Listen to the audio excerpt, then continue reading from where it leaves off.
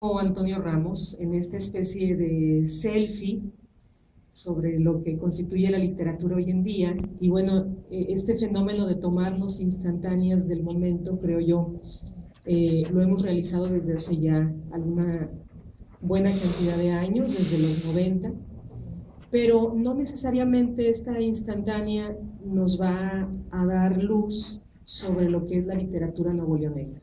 Creo yo que quizá la acumulación de selfies o la acumulación de revisiones instantáneas sobre lo que estamos produciendo literariamente y sobre todos los canales a través de los cuales se da esta producción literaria, la suma de todas estas instantáneas bien nos pudieran ayudar a llegar a un análisis más acabado, a un análisis un poco más significativo y de mayor peso, pero va también instantáneo. Estoy de acuerdo con Antonio Ramos, diría yo que hicimos este trabajo que él acaba de compartirles juntos, pero no fue así, él lo va a negar, entonces no me atrevo a decirles una mentira y aparte temo por mi lenguaje físico, todo lo que pueda decirles. Hay efectivamente, creo yo, una serie de indicadores muy valiosos que nos pueden decir qué tal estamos en cuestión de producción literaria. Uno de ellos sería efectivamente los libros, todas estas editoriales, todos estos esfuerzos institucionales que sabemos que no siempre los recursos serán los adecuados para que los esfuerzos institucionales germinen y crezcan, pero aún así creo que es muy valioso que estos esfuerzos se defiendan por parte de sus responsables. Y junto con todos estos esfuerzos institucionales que tienen que ver con la universidad, que tienen que ver con arte, con el Fondo Editorial Nuevo León, los otros esfuerzos, ¿sí? A mí siempre me ha interesado el hecho de que en una sociedad y en un tiempo determinado haya ediciones particulares o esfuerzos o iniciativas particulares. ¿Por qué? Porque de entrada uno pudiera pensar que no hay espacio dentro de los canales formales o institucionales para todos estos autores o para todos estos libros. Esta sería, al menos de mi parte y de una cantidad de gente muy arbitraria con la cual he platicado, esta sería una primera impresión. Y esto efectivamente sucedía hace unos 20, 30, 40 años y un poco más. Pero hoy en día no se trata de esfuerzos o iniciativas particulares porque no existan los canales de producción oficiales. Creo yo que hoy en día, y esto sería muy valioso reconocerlo, las apuestas editoriales no necesariamente le apuestan a autores locales, número uno. Las apuestas editoriales en muchos de estos sentidos le están apostando a creadores que ya pasaron por una especie de acreditación, si ustedes quieren, masiva, y en muchos de estos casos los esfuerzos editoriales le están apostando a una línea editorial muy particular, lo cual nos dice que no necesariamente se va a publicar al primero que toque a la puerta. Entonces, estas serían algunas de las diferencias que yo encontraría entre la producción local y de la actualidad y la producción de hasta hace unos 10 y de ahí nos vamos hacia atrás, ¿sí? En cuanto a los programas culturales, existen notables y muy diversos proyectos independientes. Hoy en día, si intentáramos una taxonomía de cuáles son estos esfuerzos, creo yo que habría que aplicar tantas categorías como esfuerzos independientes hay. ¿Qué quiero decir con esto?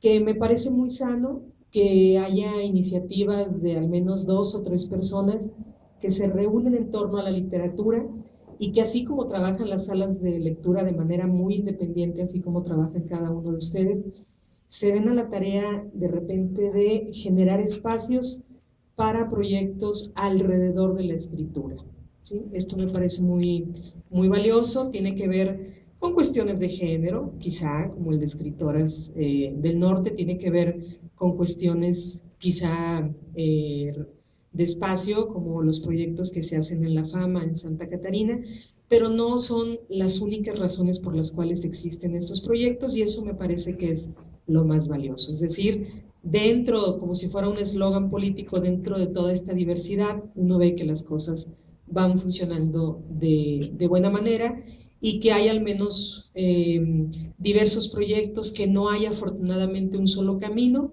y que se ensayan varios, a pesar de que lleve esto un riesgo, el riesgo del error o el riesgo de lo efímero, de la temporalidad. Pero creo yo que vale la pena cursar por ese riesgo. En tercer lugar, existirían también todos estos festivales que se hacen a propósito, no de la literatura nuevoleonesa, pero sí a propósito de algo que es previo o preexistente a la literatura nuevoleonesa, que es la lectura. El riesgo de que sigamos fomentando una cultura, que pareciera una contradicción lo que voy a decir, pero una cultura en la cual no se lee, es un riesgo que trae consecuencias muy diversas y también consecuencias muy caras.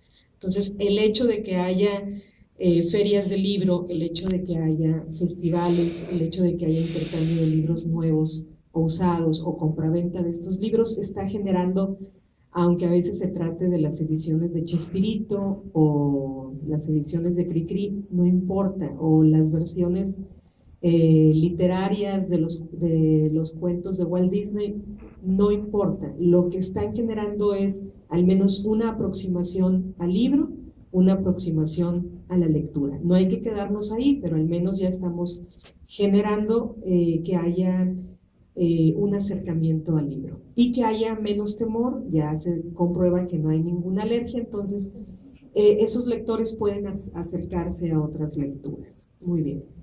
El hecho de los talleres también me parece muy valioso. Quizá aquí yo encontraría el mayor riesgo.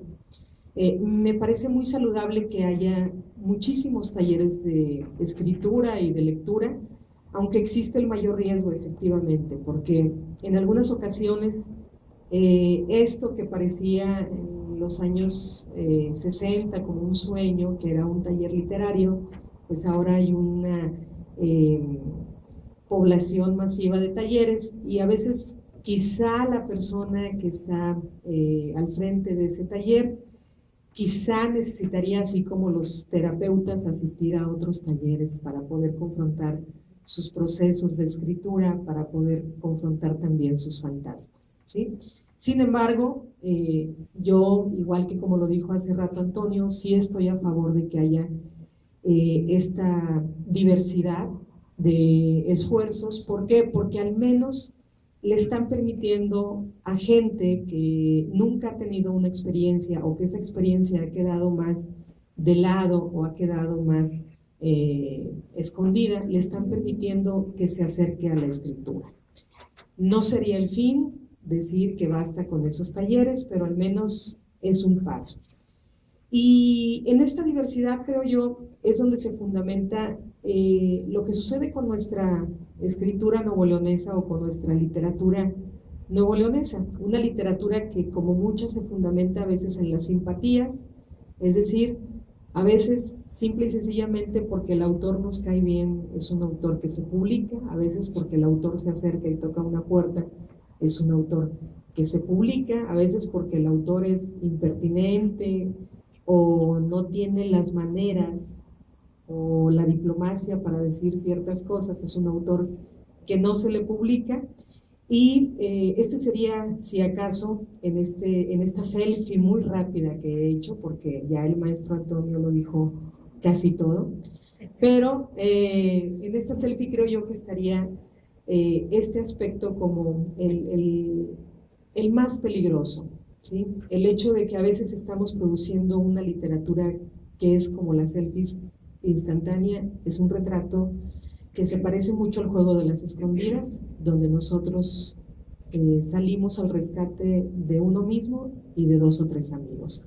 Pero para eso existen los lectores avesados, para eso existen las publicaciones donde hay un análisis, para eso existen los cursos, para eso existen también las universidades, Y yo confío en que poco a poco pasemos de toda esta efervescencia a una etapa un poco más reflexiva, sin dejar de lado la efervescencia, que siempre va a ser muy saludable y bienvenida, para poder ahora sí meterle lupa a qué ha pasado, ya no con la infraestructura que hay alrededor de los libros, sino con los libros mismos, independientemente si el autor nos cae bien, independientemente si el autor es guapo o es guapa, o sea, leyendo únicamente las propuestas literarias.